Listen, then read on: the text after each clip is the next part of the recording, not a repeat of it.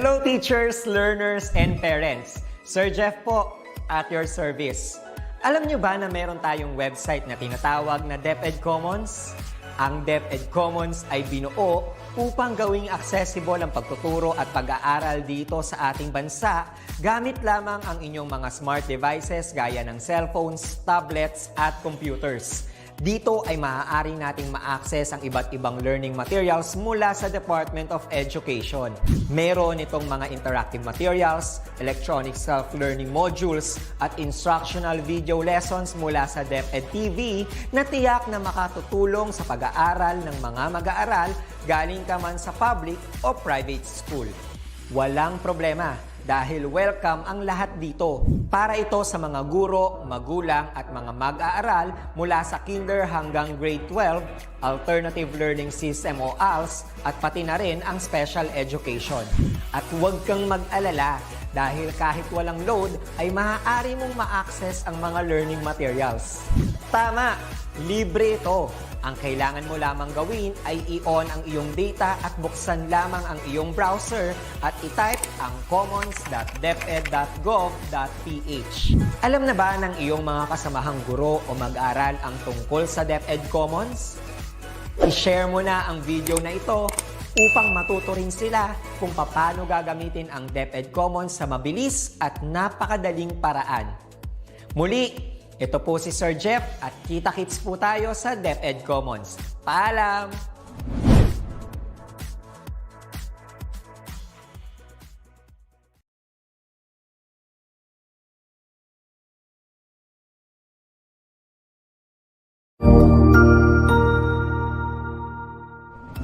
Magandang araw, Sir Wilbur po, at your service. Narito ang ETUlay upang gabayan ka sa inyong pag-aaral upang lubos na maunawaan ang iba't ibang paksa o subject. Ang ETUlay ay isang free online tutorial class na pinangungunahan ng ICT's Educational Technology Unit sa pamumuno ni Undersecretary Elaine Del B. Pascua. Ang programang ito ay hindi lamang para sa mga bata, kundi ito rin ay magsisilbing gabay sa mga magulang at mga guro kung paano nila ituturo o gagabayan sa bawat asignatura ang kanilang mga anak o mga estudyante.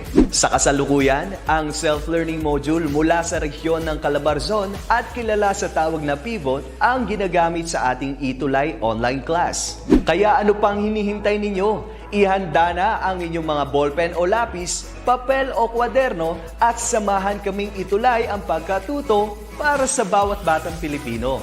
Sama-sama tayong magtutulungan para malampasan ang mga hamon sa panahong ito. Halina't matuto kasama ang inyong online tutor sa oras na ito.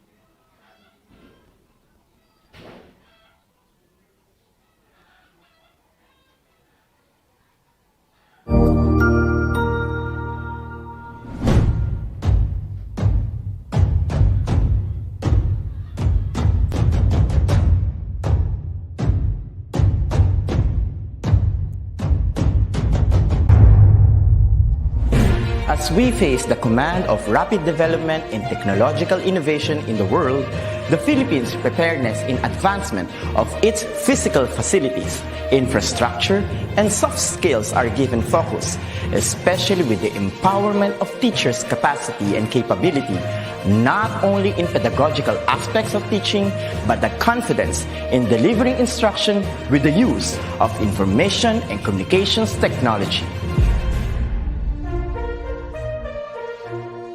The Office of the Undersecretary for Administration, under the leadership of USEC Elaine Del B. Pascua, established the Educational Technology Unit under the Information and Communications Technology Service. Its prime function is to empower, and capacitate public school teachers and learners as required by the global demand of the fast-paced development in technology.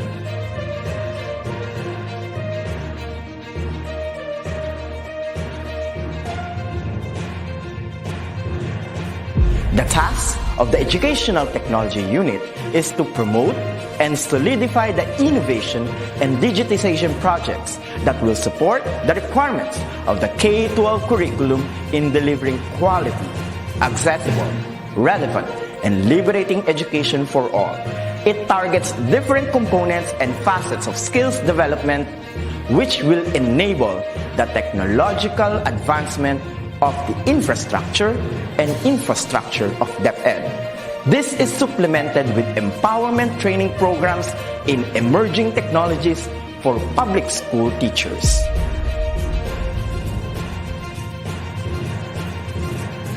The programs of the Edtech unit target the emerging pedagogies focused on open educational resources, robotics and mechatronics, coding and programming, virtual reality and augmented reality in education, mobile application development, Internet of Things, and the productivity tools for learning, which includes Microsoft Office 365, Google Apps for Education, and the different Adobe software tools. In addition, the maneuver of in-house applications such as the DepEd Commons and the DepEd Learning Management System is under the flagship of the Edtech unit. The supervision of DepEd TV in ensuring world-class produced video lessons is another task of the office.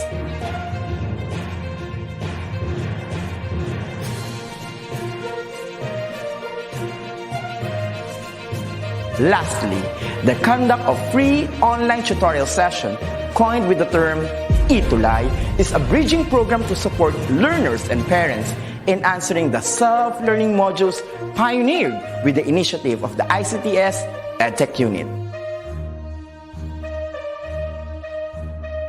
A teacher's influence is limitless, bound with the heart for service and dedication to fulfill the greatest mission to educate the young. The ICTS Educational Technology Unit will be there to promote, to empower, and to inspire Filipino teachers and learners as we grow as a tiger in the region, hitting our target as one of the best in educational technology. Come on and join us as we make our dreams into a reality. Sama-sama tayong lahat tungo sa iisang layunin. Simulan natin ang pagbabago dahil tayo ang mga gurong magtatayo ng makabagong DepEd. Sulong Edukalidad.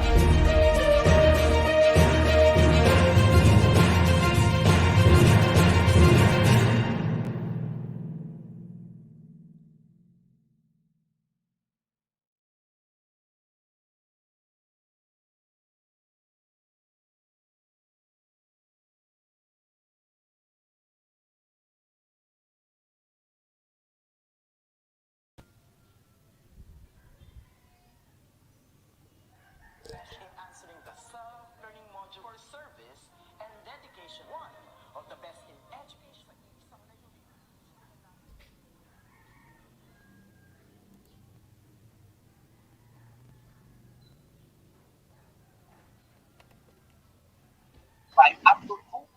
Future Ronald, live ka na po.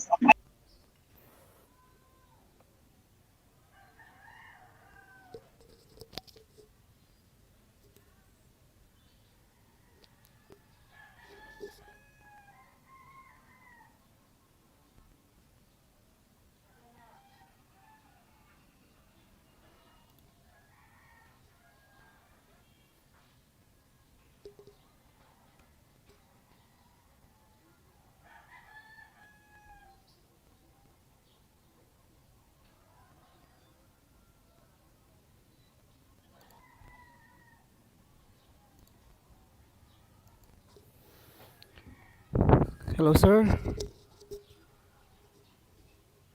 Mahina internet, no?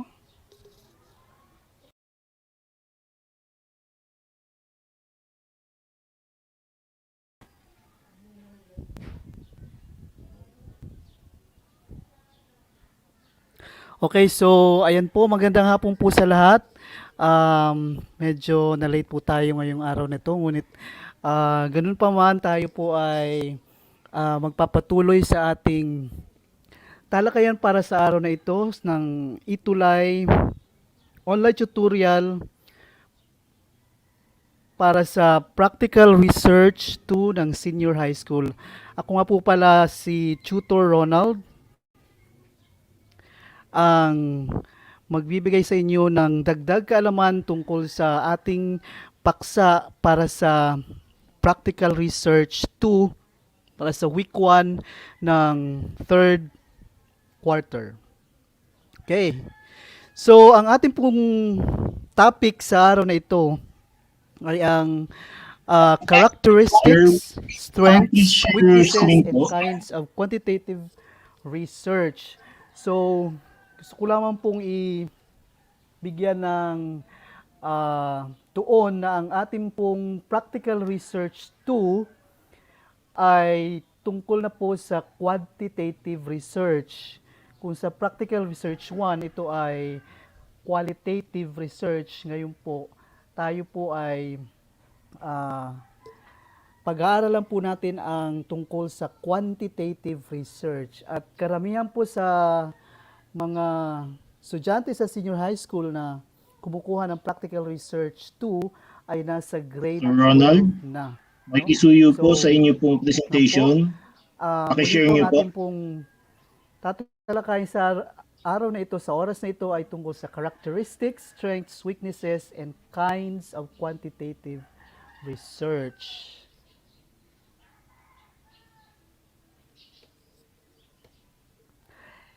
And for our objective na kinuha natin sa ating most essential learning competencies guide, you should be able to describe characteristics, strengths, weaknesses, and kinds of quantitative research.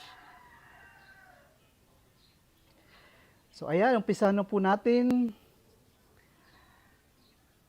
ang unang lesson tungkol sa bago natin talakayin ang characteristics, strengths, and weaknesses, atin po munang alamin ang ilan sa mga definitions ng quantitative research ayon sa iba't ibang author.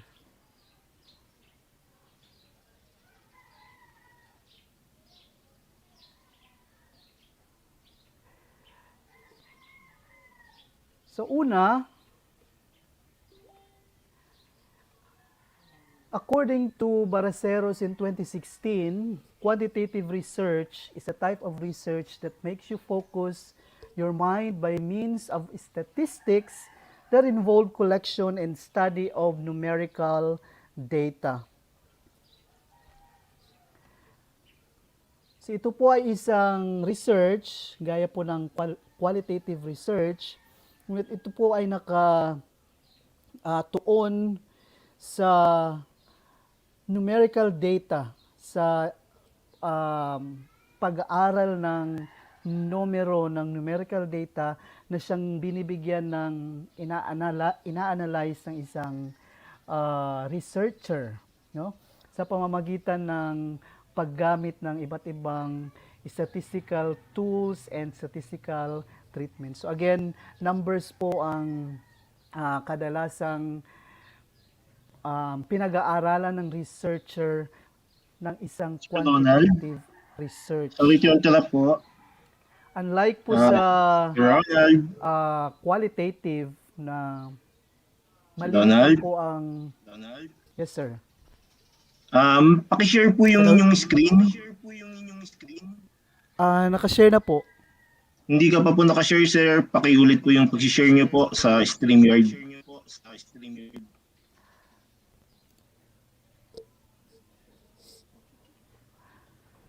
Sige po.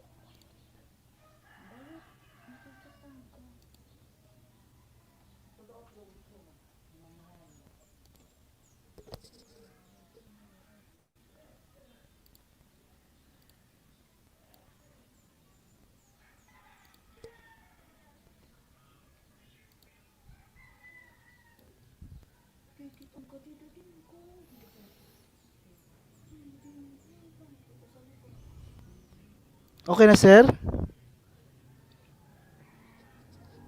Loading pa lang po sir, pero I think okay naman po. Hello?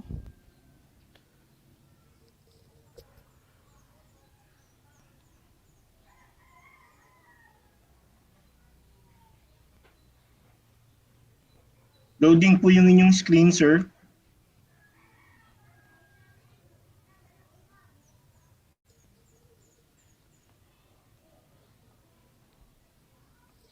Okay na po sir.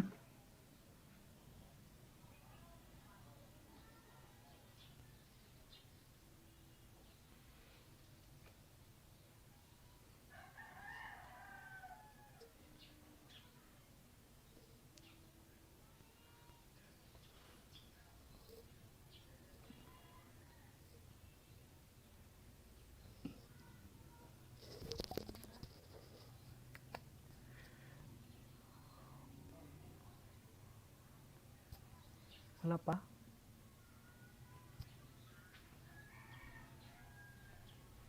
Mahina kasi internet. Mahina yung internet. O kanina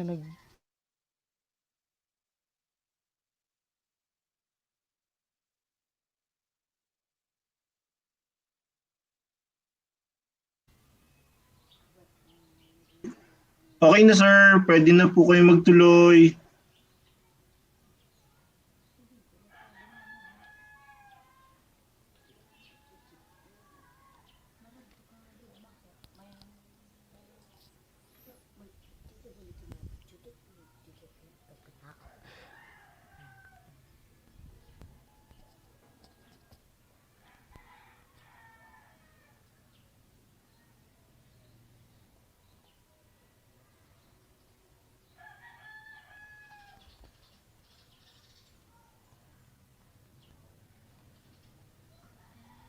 Sir Ronald, Okay, so muli po magandang hapon sa ating lahat.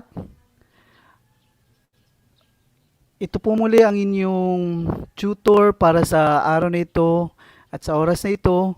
Ang magiging tutor nyo sa Practical Research 2 para sa Week 1 ng 3rd quarter. Ako po muli si Tutor Ronald. At ang ating pong tatalakayin para sa Week 1 ng 3rd quarter ay tungkol sa characteristics, strengths, weaknesses, and kinds of quantitative research. Muli po, ang practical research ay tungkol sa quantitative research.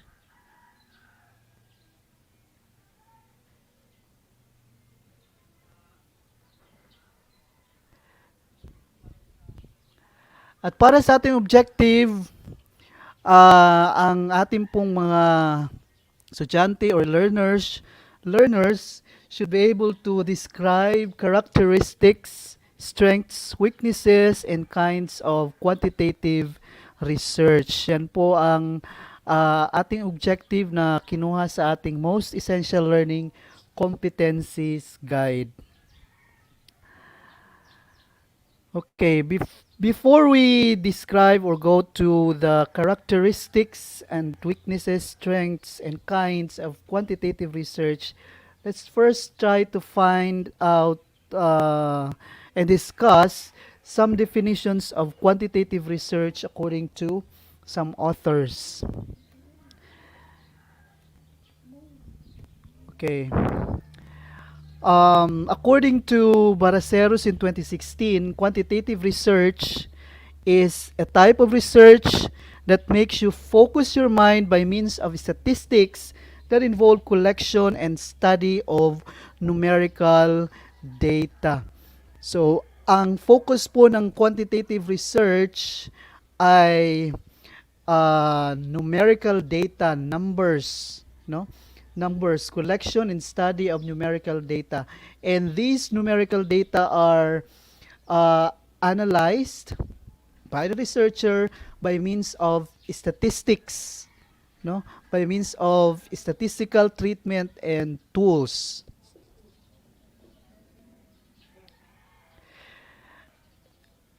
In 2015, Antwi and Hamza said that quantitative research primarily follows the confirmatory scientific method because its focus is on hypothesis testing and theory testing. So gaya po ng quantitative research is also follows scientific method because it focuses on hypothesis testing and theory testing.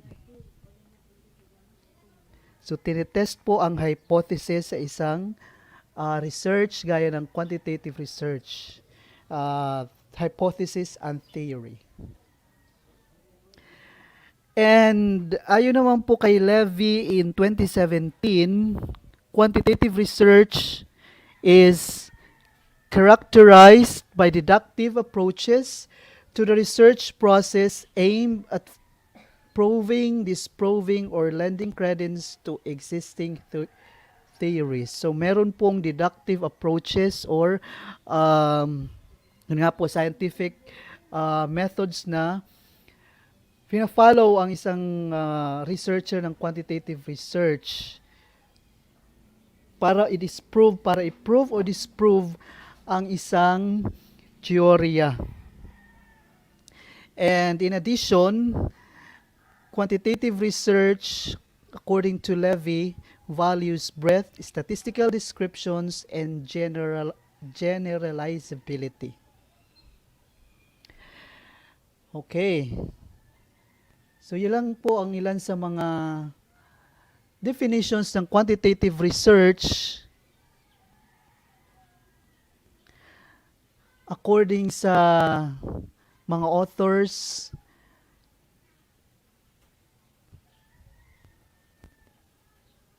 ng ilang libro sa quantitative research. Magandang hapon po sa mga tagapanood natin. Bago po tayo magpatuloy, kay Ma'am Corazon, Elsa Vergara, kay Alarma Mark, watching from Nagpayong High School, TVL, ICT 3. Okay. In general, quantitative research is an objective, scientific, empirical investigation of observable phenomena through the use of computational techniques. Objective po siya dahil meron pong basis, no? Hindi lamang po siya base lang sa opinion ng isang researcher. Meron pong systematic empirical investigation dahil nga po ito ay sumusunod sa scientific method, no, and deductive approaches. So systematic empirical investigation din ang isang quantitative research. And again, gumagamit po ng mga statistical or computational techniques. And again, quantitative research uses numbers in stating generalization about a given problem or inquiry. Para po makapagbigay ng isang generalization or conclusion tungkol sa study, ang kadalasan pong or ang nakabase po ang isang generalization or conclusion ng isang research study kadalasan sa numero or numerical data na nakukuha ng isang quantitative researcher. Okay, so let's continue with the next lesson, which is now on the characteristics of quantitative research. So ano nga ba ang kaibahan ng isang quantitative research sa qualitative research? So ano po ang mga characteristics upang malaman natin na ang isang research ay quantitative research? Ayan, magandang hapon po muli sa ating Facebook watcher at sa YouTube din po na nanonood ng live. Kagaya po ni Morena Juliano Salvador, Ruth Zamora Kalanday. Medyo mahina po ang ating internet ngayon kaya hindi ko po na babasa lahat ng ating taga-subaybay. So, ayon kay Baraceros in 2016, merong standards or criteria of quantitative research. So, meron pong 10 criteria.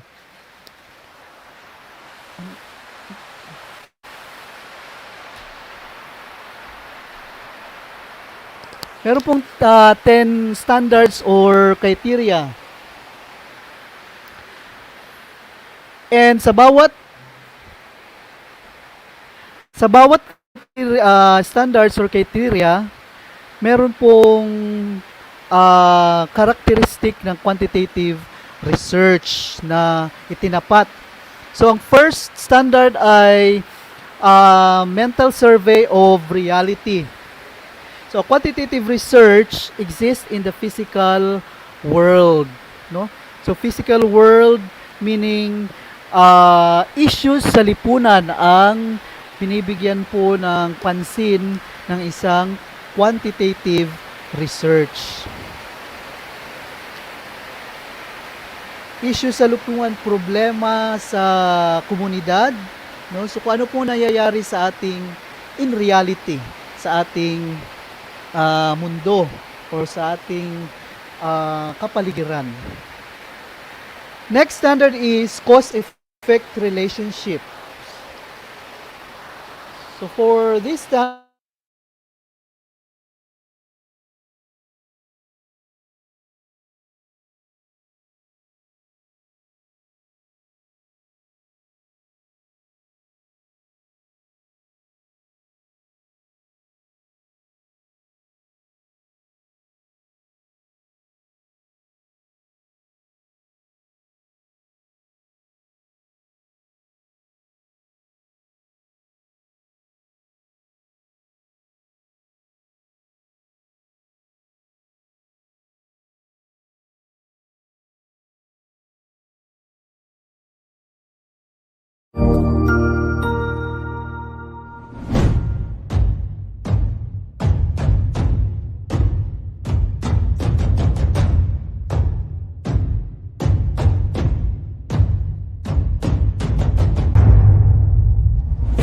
As we face the command of rapid development in technological innovation in the world, the Philippines' preparedness in advancement of its physical facilities, infrastructure, and soft skills are given focus, especially with the empowerment of teachers' capacity and capability, not only in pedagogical aspects of teaching, but the confidence in delivering instruction with the use of information and communications technology.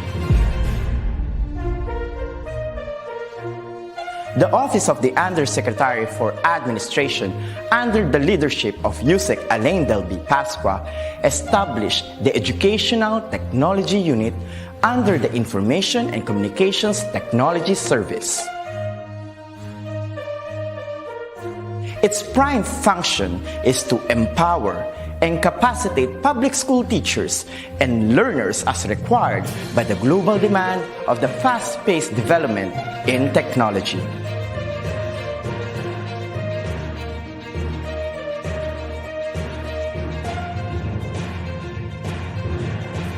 The task of the Educational Technology Unit is to promote and solidify the innovation and digitization projects that will support the requirements of the K-12 curriculum in delivering quality, accessible, relevant, and liberating education for all.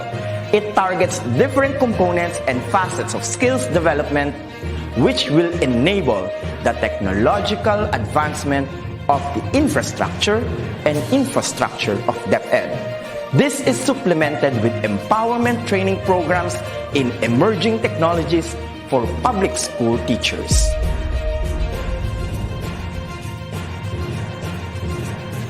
The programs of the Edtech unit target the emerging pedagogies focused on open educational resources.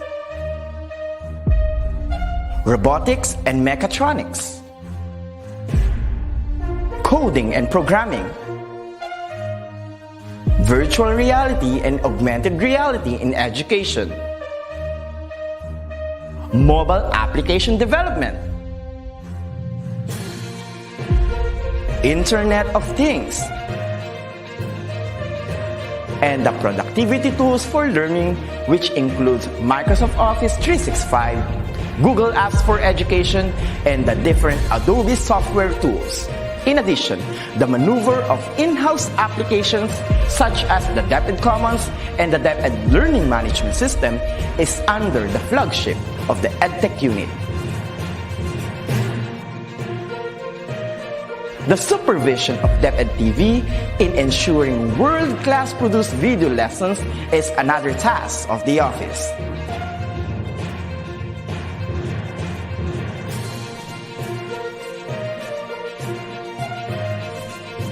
Lastly, the conduct of free online tutorial session, coined with the term ETUlay, is a bridging program to support learners and parents in answering the self-learning modules pioneered with the initiative of the ICTS Edtech unit. A teacher's influence is limitless, bound with the heart for service and dedication to fulfill the greatest mission to educate the young. The ICTS Educational Technology Unit will be there to promote, to empower, and to inspire Filipino teachers and learners as we grow as a tiger in the region, hitting our target as one of the best in educational technology. Come on and join us as we make our dreams into a reality. Sama-sama tayong lahat tungo sa iisang layunin.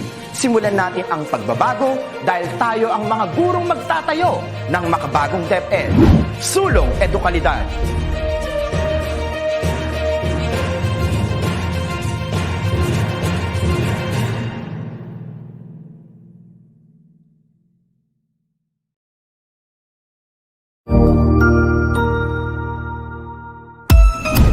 Magandang araw, ako po si Sir Ariel, ang ALS lover ng Edtech Unit.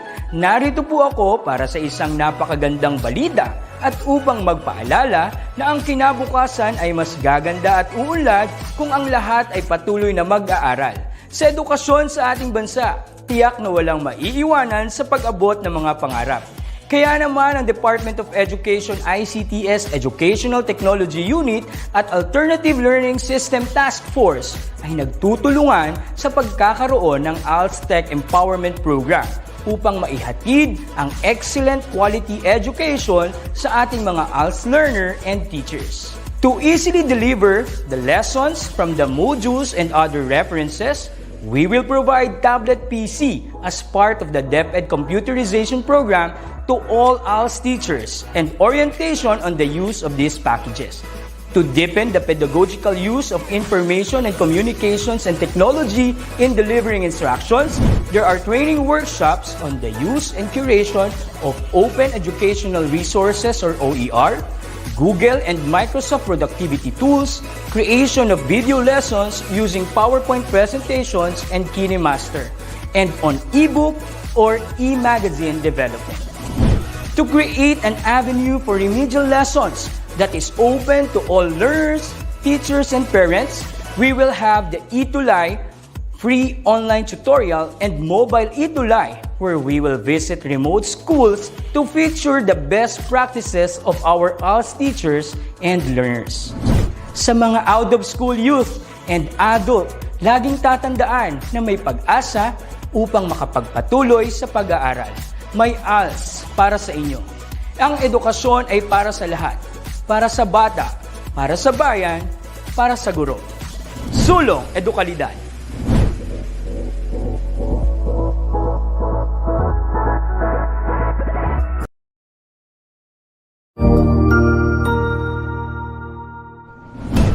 Good day, this is Teacher Rowan. I'll be your guide in exploring Google Apps for Education, for teaching and learning. In Google for Education, teachers can connect and collaborate easily while staying on task. It gives teachers the freedom to spend more time personalizing the learning experience and less time managing it. Students can learn essential skills such as 21st century problem solving, which they can use it in their future careers. As such, the accessibility features will also help and assist every learner to do their best work. Google offers different useful applications that we can use to connect education to technology. This will help our teachers as a 21st century educators to innovate and find ways on how to make teaching and learning more exciting, engaging, effective, and flexible to the demands of the society. Let's re-explore the education experience by discovering new angles to create, collaborate, and communicate as one. Para sa bata, para sa bayan, at para sa guro. Ang pagkatuto, huwag gawing komplikado. Sulong edukalidad.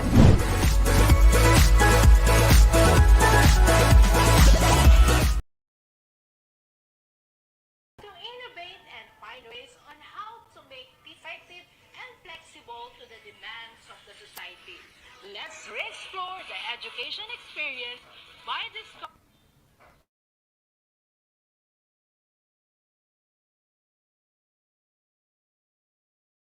as one. Para sa bata,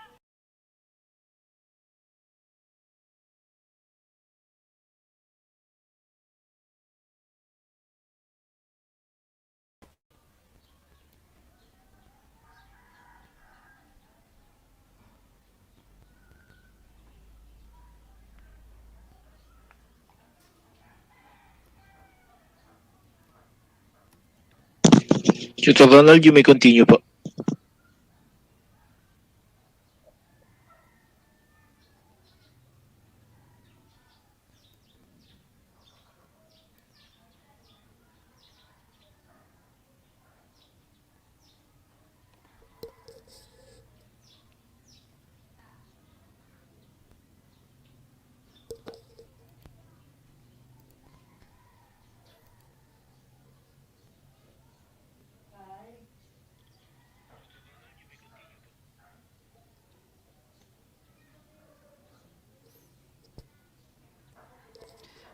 Hello?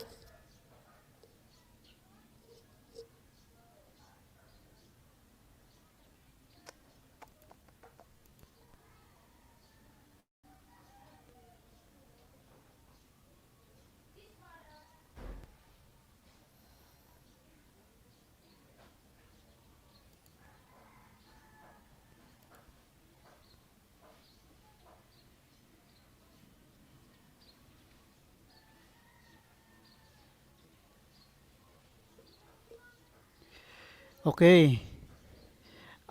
Pasensya na po at naputol po tayo ng saglit. So sa ngayon po tayo po ay mapapatuloy sa ating talakayan, sa ating discussion. At kanina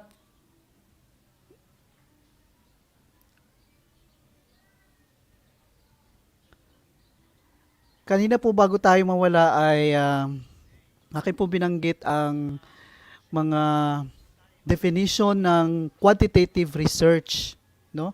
Ayon po sa iba't ibang authors ng libro at mga researchers na rin po.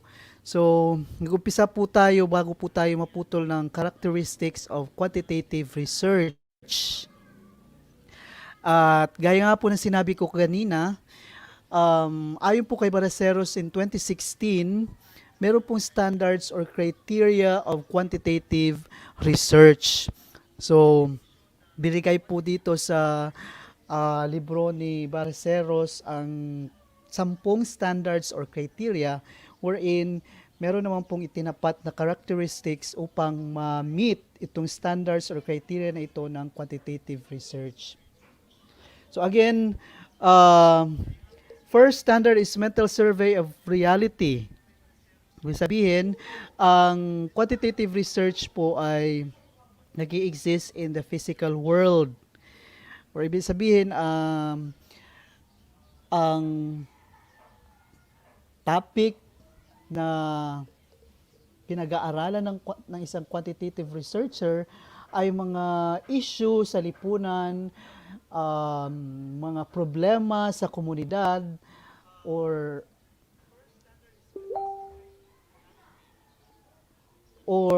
mga iba pang bagay na meron na maari makapekto sa tao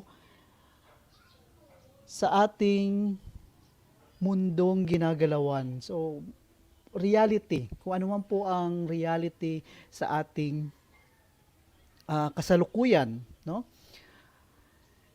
Second standard is about the cause-effect relationships. Sa quantitative research, pinag-aaralan din po ang cause and effect relationships ng bagay. Actually, ang tawag dito ay mga variables, no? Kung ano ang cause-effect relationships ng variables ng quantitative research. Medyo bibilisan ko lang po, no? Baka maputol na naman po tayo. Sayang po ang pagkakataon.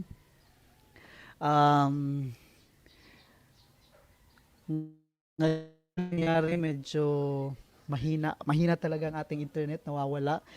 And nakakadagdag pa sa problema ang ulan dito sa amin. Buti na lang at nakabalik tayo. Sana hindi na tayo mawala. So, balik tayo sa ating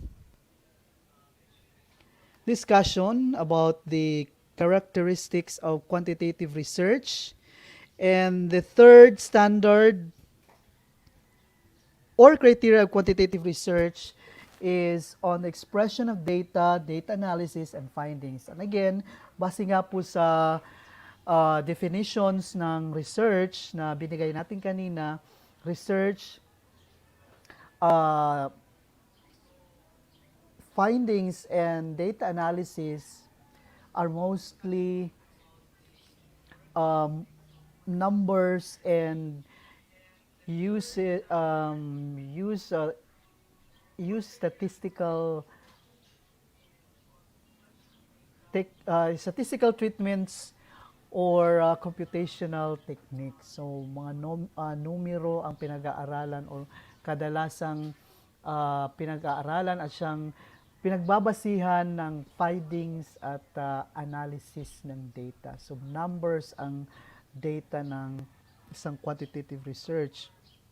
Para naman po sa research plan, all aspects of a quantitative research are well planned before data collection. Siyempre po, research po yan, so kailangan lahat po ng aspects, no, na lahat po ng proseso ay dapat nakaplano. Even before the data collection. So meron pong procedure na sinusunod ayon po sa plano ng isang quantitative research o gaya rin po ng isang qualitative research. Next standard is behavior toward research aspects or conditions. Usually sa quantitative research, the control or manipulation of research condition is done by the researcher. So, meron pong control at pwede pong manipula na isang researcher ang research conditions gaya po ng kung sino po ang gusto niyang target na participants o respondents sa research, kung saan pong lugar, so meron pong control ang isang researcher. Then, in terms of obtaining knowledge, again, quantitative research follows scientific method, scientific method. Next, for purpose, the purpose of a quantitative research is to evaluate objectives and examine cause-effect relationships. Kadalasan po ng quantitative research, meron po tayong types of quantitative research, and ang pinaka common na type of quantitative research ay pinag-aaralan ang cause-effect relationship. No? Later, malalaman po natin kung ano po itong mga types or kinds of quantitative research. Data analysis techniques, or the data analysis techniques are mathematical based on methods, no? Scientific methods, statistics. Kaya mabuti po at meron po tayong statistics and probability na subject kasabay po ng practical research, no? Dahil ang statistics and probability po na subject ay maaari pong makatulong sa quantitative research, lalo na po sa pag-analyze ng data. Okay, sunod, style of expression. No? Quantitative research is impersonal or objective, no? And it is scientific, no, based on facts, or it's factual, it is systematic. Meron pong process na sinusunod. For sampling technique, kadalasan po ang pinakamadalas na ginagamit na sampling technique para po sa participants ng isang quantitative research ay random sampling. Random sampling.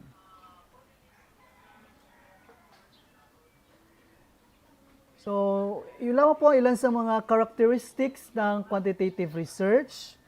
Siyempre, ang ilan pong mga specific, no, na characteristics or qualities of quantitative research ay, again, objective o impersonal,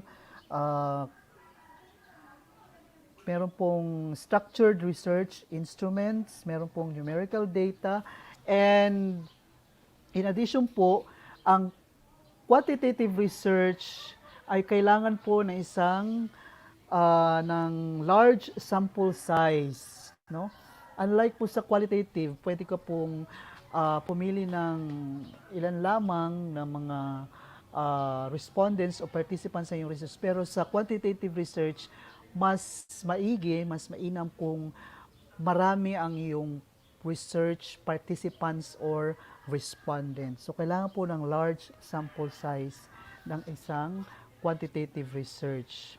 And ang isang quantitative research ay maaari pong ma-replicate or it can be repeated to verify findings in another setting. So, kung meron man pong mga previous research about a certain topic that you are inclined to research on or you are interested to research, no? Pwede niyo po itong pag-aralan muli or gamitin bilang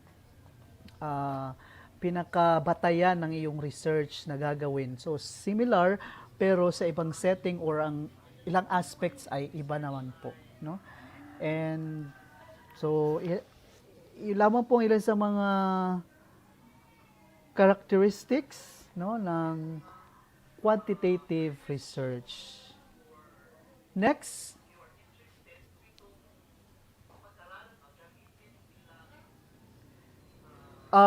strengths and weaknesses of quantitative research. So let's find out the strengths and weaknesses of quantitative research. So we'll be able to describe them as we go along with our research, practical research to subject. No? So Prieto and others in 2017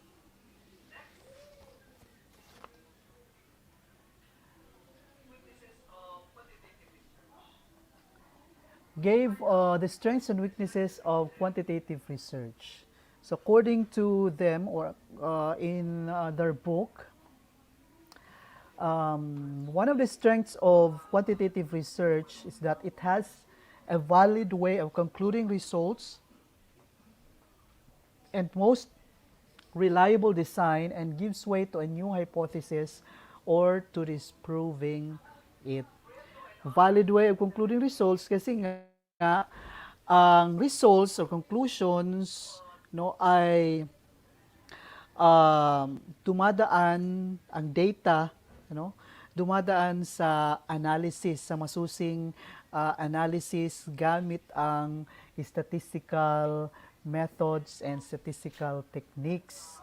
Now, meron din pong ginagamit na research design, no? Appropriate research design para sa isang specific na focus or focus of study or topic ng isang quantitative research. And of course, ito pong specific na research design ay magbibigay daan upang ma-prove ang hypothesis ng isang research, no? Ma-prove or ma-disprove ang isang hypothesis or sabihin nating claim or pinaka main thesis ng isang research, no?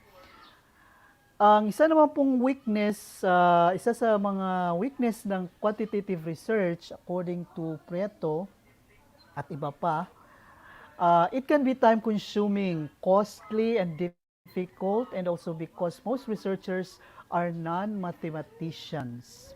Well, mainam po kung isang researcher ay mathematician din, no? So medyo madali para sa kanya. Ngunit mathematician mo hindi, ang isang quantitative research ay talagang time-consuming, costly, and costly. Bakit? Kasi nga, kailangan ng large sample size ng isang quantitative research.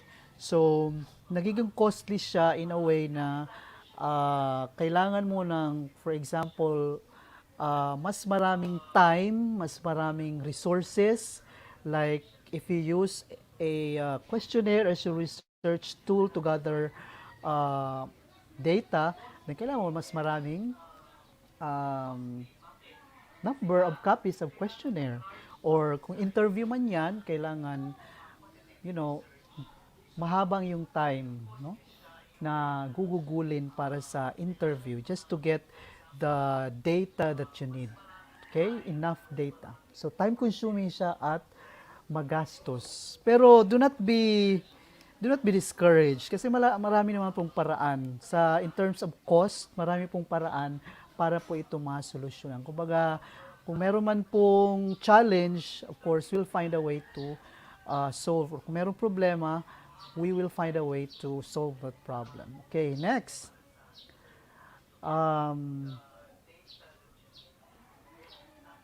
Tuloy-tuloy lang po tayo, no? Pasensya na po, hindi ko po nakikita ang mga tagapakinig at taga-subaybay ng ating ETUlay.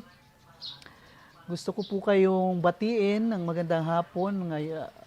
General na po, kahit hindi ko po nakikita o nababasa yung mga pangalan dahil mahina po ang aking signal. So, ngayon po, second strength or another strength of quantitative research is that the bigger number of the sample of a population, the more reliable and valid are the results or generalizations. No? I remember in my undergraduate study, nung nag-present kami ng thesis namin, undergrad thesis, one of the questions sa oral defense namin ng aming professor was kung ilan ang aming participants, no? And then binigay ko yung number, and then nirecommend ng aking professor na dapat daw mas marami pa yung aming kinuhang respondents or participants para magkaroon ng more reliable and valid na results or generalizations. Anyway, pinagbigyan naman po kami kasi hindi naman po masyadong konti lang yung participants namin. Medyo okay lang. Anyway, so dahil nga po sa kailangan natin ng mas malaking or mas reliable na na results or generalizations, no? Dapat meron din po tayong mas malaking number of the sample of a population. And I do hope that you know what's the difference of sample sa population. No? So, population yung kabuuan. And ikukuha ka lang ng sample sa kabuuan ng population. Next, ano man po ang isa pang weakness? It requires extensive statistical treatment. Retesting and refinement of the design is needed if there is unclear finding, and that entails another investment in time. So time consuming nga po siya dahil isa po sa nakaka-add ng time ay ang testing and retesting ng yung data, no, ng data. And it requires extensive statistical treatment. So hindi lang po isang statistical ano tawag dito? Statistical tool ang kailangan gamitin or statistical method ang kailangan gamitin, at kailangan po ang gagawa ng statistical treatment ay isang statistician or mathematician or yung talagang expert po sa bagay na ito, sa statistics. Next,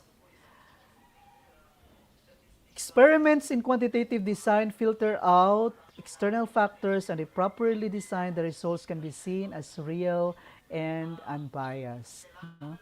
Meron pong tinatawag na experimental research design, no? Later, i-discuss po natin yan. And these experiments, no, filter out external factors. Ibig sabihin na yung mga irrelevant data or irrelevant aspects of the research ay hindi na po siya na isasama, no, or na-filter out na po ng ang external factors because of experiments. And with this filtering out, with these experiments, the result can be seen as real and unbiased. So objective, makatotohanan, factual ang results na isang quantitative research. Weaknesses po, isa po sa weakness ay quantitative method tends to turn out only proved or unproved results, leaving little room for uncertainty or gray areas. Dahil nga po sa ito ay straight to the point or kailangan lang po i-prove or disprove ang isang hypothesis or ang isang claim. So medyo hindi po na bibigyan ng pansin yung maliliit na bagay na maaaring makaapekto, ngunit hindi naman po makakaapekto sa kabuuan ng isang research finding. So, yun lamang po ilan sa mga weaknesses and strengths or strengths and weaknesses of quantitative research. Sige, continue na po tayo at tayo po ay nag-overtime na dahil sa internet connection. Kinds of quantitative research. So according to Mujis in 2017, there are two major types of quantitative research design, no? Experimental and non-experimental research design. Okay, what is an experimental research design? So experimental from the word experiments. So experiments are used in explanatory research and are based on causal logic or cause and effect logic. This logic looks at identifying causal relationships between variables. So ito pong research design ang nag-study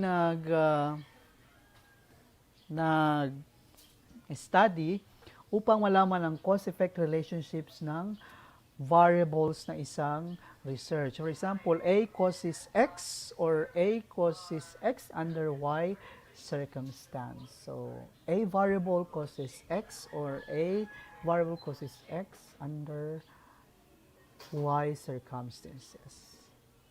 And Mujis in 2004 further stated that experimental method is a test under controlled condition that is made to demonstrate a known truth or examine the validity of a hypothesis.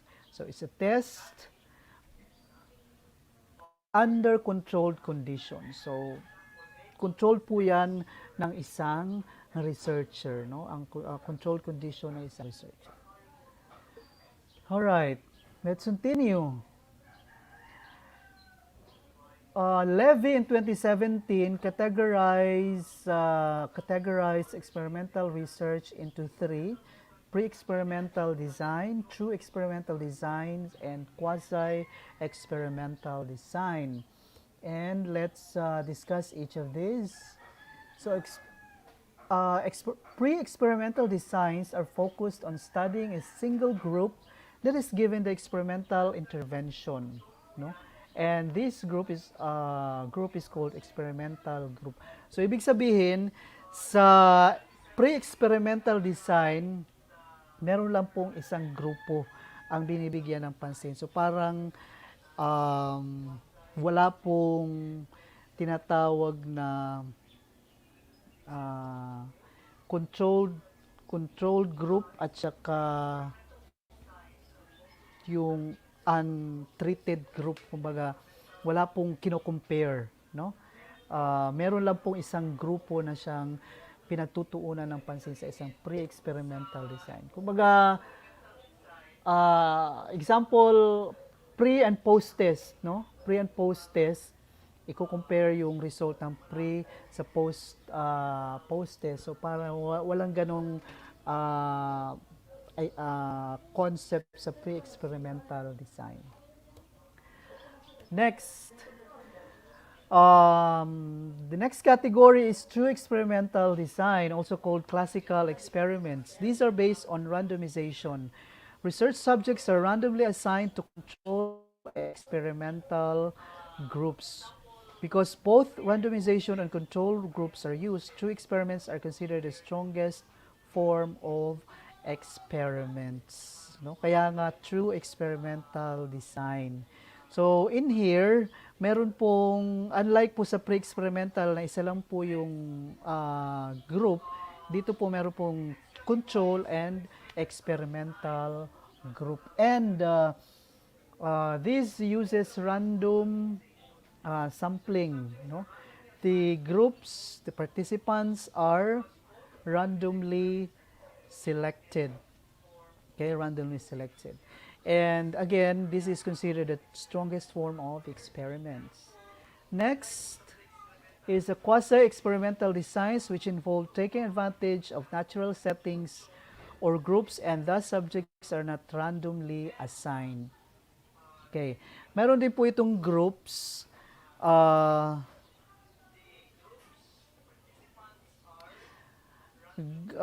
Experimental and control groups. However, these are not randomly assigned. Kumbaga, base lang po siya sa, ang groups ay pinipili or ang participants ay pinipili based sa setting or sa location, no, ng isang research, quantitative research.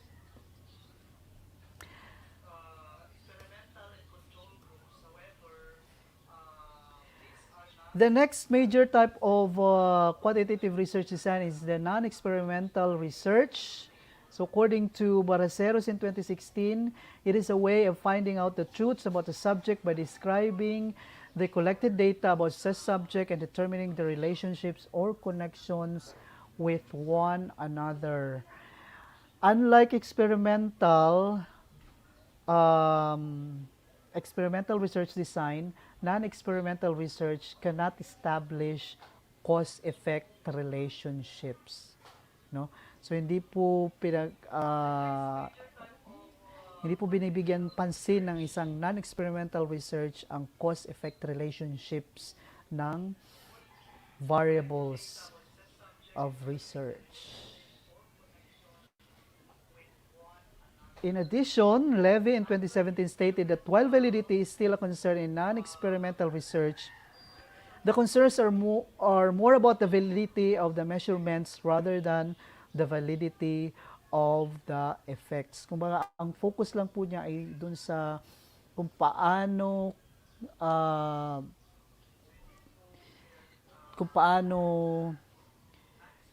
inanalyze or na-measure ang uh, research data, kung valid ba ang ginamit na measurements to come up with the results and findings.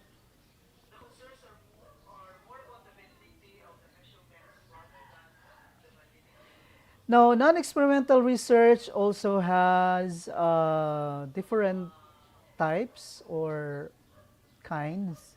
One is survey research. So survey research is a non-experimental research. It is the most widely used quantitative design in the social sciences, and this is commonly used in survey research, with which you are probably familiar, which include the census, polling on political issues or public opinions, and market research. So, non-experimental po ang survey research. So, yung census, yung polls, like presidential poll, no? Public opinions and market research. So, survey research po siya. Again, non-experimental kasi nga po, hindi po siya nakafocus sa effect, no? Wala pong effect na pinag-aaralan sa isang survey. Kumbaga, more on the validity of how the data gathered were measured. Kumbaga, valid ba ang ginamit na measurement para masabi natin na reliable ang finding or results, no? Gaya po ng, for example, survey, like for example, survey ng isang product. Minsan kasi merong nagko-question ng finding. So, kung i-question nila, ano bang ginamit ninyong measurement? Paano nyo in-analyze? No? So, non-experimental research ang ginagamit sa isang survey research. Next type of non-experimental research is descriptive or observational study. No? In this type of non-experimental research, the researcher observes or describes what the subjects report and do not intervene with a treatment. So, wala pong ginagamit na statistical treatment, no, sa isang descriptive or observational study. Then the third non-experimental research is a correlational research. It has three types: bivariate correlational study, prediction study, and multiple regression prediction study. A correlational research, according to Prieto and others,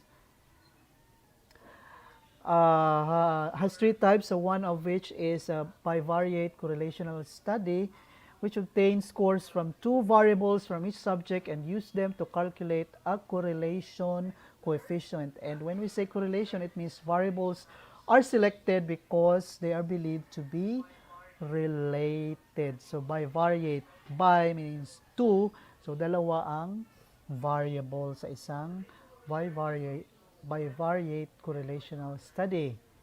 Next is here are some examples.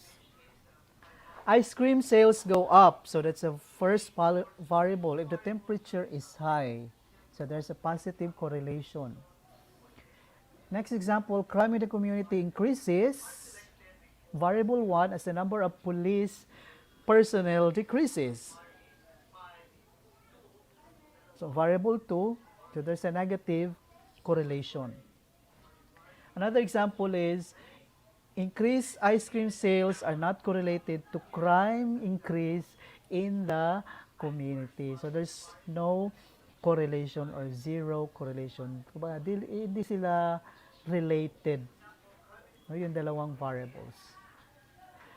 And then the third or the second type of correlational research is a prediction study or prediction studies. The correlation coefficient to show how one variable predicts another.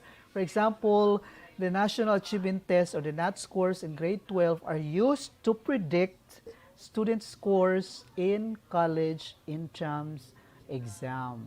So prediction study.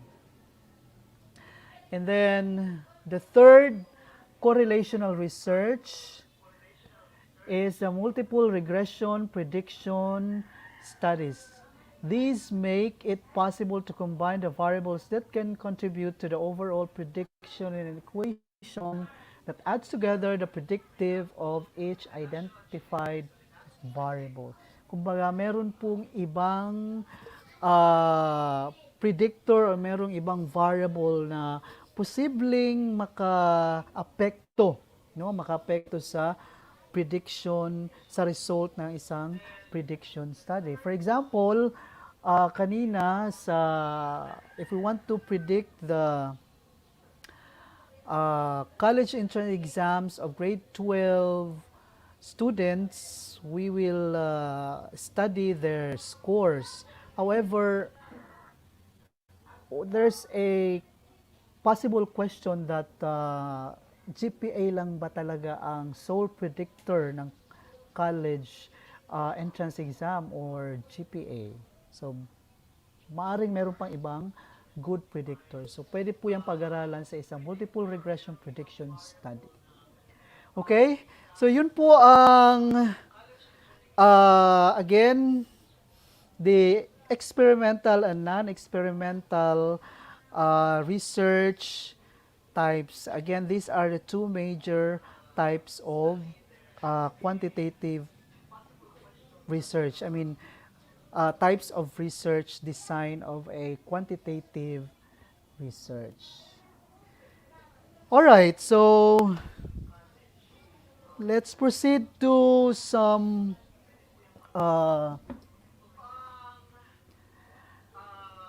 learning task. So first learning task, so of course we'll try to find out if you have learned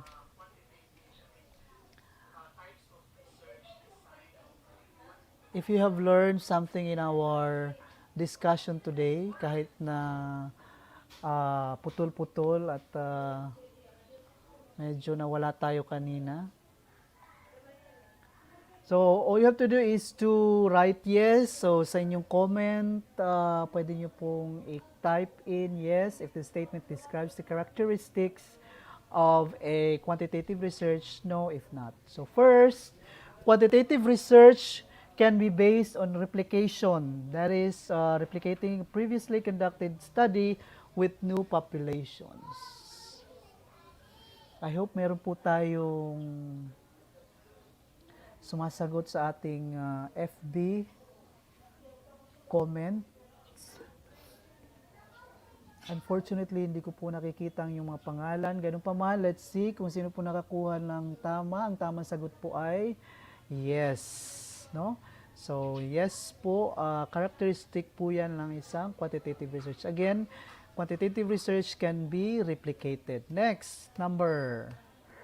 In quantitative research, a sample needs to be large enough to adequately represent the population. Is it a characteristic? Just type in yes or no. Sige.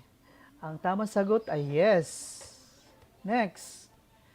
Quantitative research includes interview data that may be described in a narrative that points out themes and trends. Did I discuss this earlier? Did I mention about themes and trends in quantitative research as a characteristic? So no.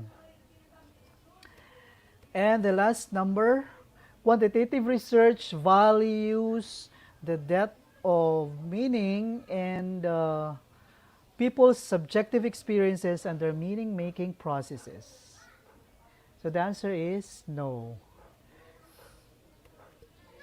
Alright, so this time, determine if the statement given below is the strength or weakness of a quantitative research. So pili lang po kayo sa dalawa, strength nga ba or weakness. First, it is assumed that the larger the sample is, the more statistically accurate the findings are. Strength or weakness? It is a strength. Okay, next. It is costly. No? Costly ang quantitative research. So, of course, weakness. So, sino nga ba mas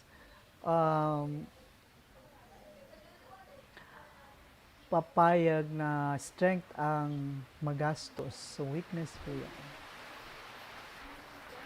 The most reliable and valid way of concluding results, giving way to a new hypothesis or to disproving it. Is this a strength or weakness? It is a strength, yes. Next. Standardized approaches allow the study to be replicated in different areas and over time with formulation of comparable findings. Which is which? Pili lang po kayo sa dalawa, strength or weakness. And the correct answer is strength. Then the last number. Since there are more respondents, the expenses will be greater in reaching out to these people and reproducing questionnaires. Of course, it is a weakness. Alright. So, congratulations sa nakakuha ng tamang sagot sa lahat ng items or numbers. So, what have you learned? So, just,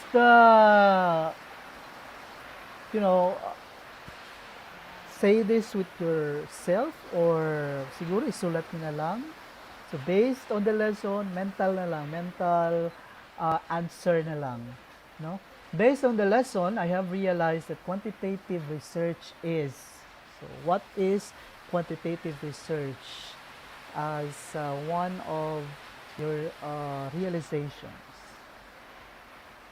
from the discussions earlier?